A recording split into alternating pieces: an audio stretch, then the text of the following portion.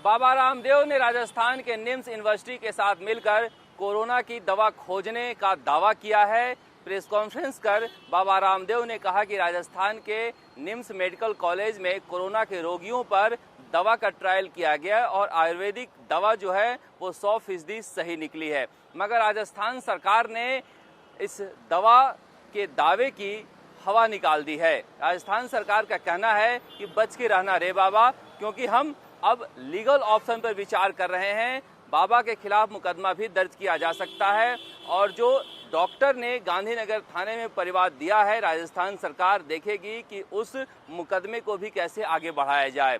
यानी एक तरह से जिस तरह से कल एक खुशखबरी सी आई थी कि बाबा रामदेव ने कोरोना की दवा खोज ली है, शाम होते होते आयुष मंत्रालय ने उसके प्रचार प्रसार पर रोक लगा दी और अब राजस्थान सरकार का कहना है कि पूरा प्रोसेस ही फ्रॉड है। जो रघु शर्मा है राजस्थान के स्वास्थ्य मंत्री, उन्होंने तो यहाँ तक कह दिया कि इस महामारी के समय में भी इस तरह के गलत क्लेम करके दवा बेचना अपराध है, पाप है और बाबा रामदेव को ऐसा नहीं करना चाहिए।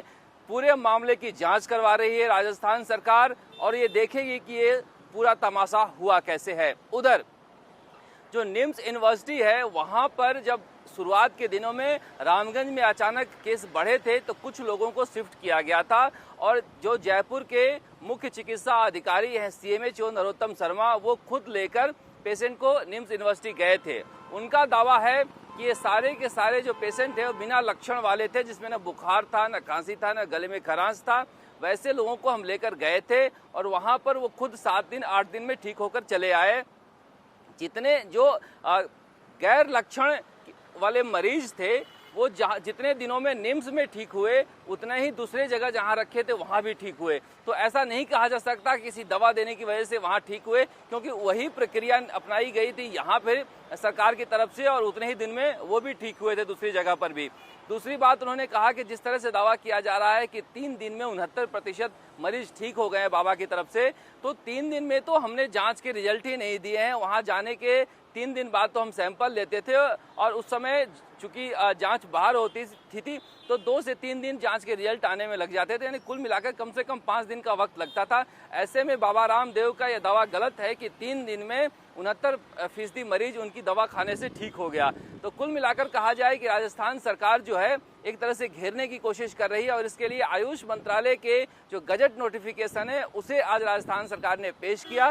राजस्थान सरकार का कहना है कि 20 अप्रैल 2020 को भारत सरकार के आयुष मंत्रालय ने हमें एक गजट नोटिफिकेशन दिया है। उसमें लिखा हुआ है कि बहुत सारे लोग इन दिनों आयुर्वेद की दवाइयों के क्लिनिकल ट्रायल के लिए आ रहे हैं हमारे पास परमिशन लेने, लेकिन हम आपको बता देना चाहते हैं कि बिना ICMR की परमिशन का कोई ट्रायल नहीं होगा। राज्य सरकार को इसके लिए इजाज़त देनी होगी। कुल मिला के 9 नियम बनाए थे और राजस्थान सरकार का कहना है कि सभी 9 नियमों पर जो है बाबा रामदेव का ट्रायल जो निम्स में हुआ है वो सफल नहीं हुआ है। सच्चाई तो बाबा रामदेव जानते हैं और सरकार जानती है, लेकिन कुल मिलाकर जिस तरह से जो घटना हुई है निम्स विश्वविद्यालय में, वहाँ उसे लेकर तरह तरह के सवाल उठ रहे हैं। जो कल एक खुशी का माहौल बना था, अब शाम होते होते वो खत्म हो गई और अब ये कानूनी पचड़े में फंसते नजर आ रहे हैं बाबा रामदेव।